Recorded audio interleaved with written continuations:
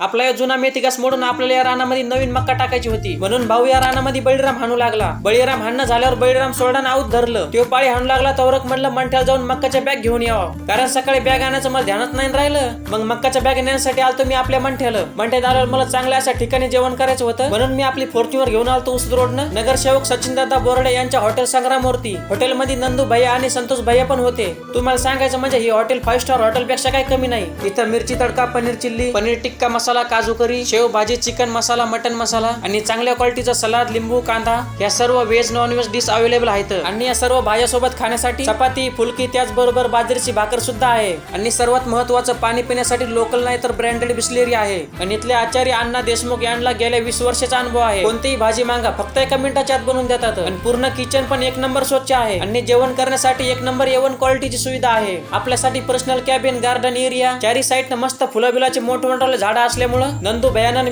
तर गार्डन एरियामध्येच जेवण केलं. जेवण करताना असं वाटू लागलं जसं का मी वावरामध्येच जेवायलो. एवढंच नाही तर मोठा लट फंक्शन हॉल सुद्धा आहे. त्याचबरोबर ओपन फेस एरिया सुद्धा आहे. हॉटेलच्या चारी बाजूने निसर्गरम्य वातावरण असल्यामुळे पूर्ण हॉटेलमध्ये एकदम शांतता असते. या हॉटेलमध्ये क्वालिटी, क्वांटिटी आणि त्याचबरोबर स्वच्छता सांगता येणार नाही अशी आहे. ही हॉटेल आहे आपल्या मंठ्यातील उसद रोडला. हॉटेलचं नाव आहे हॉटेल संग्राम. या ठिकाणी तुम्हाला लागणाऱ्या सर्व वस्तू अवेलेबल आहेत. एक वेळेस हॉटेलला नक्की भेट द्या राव तुम्ही.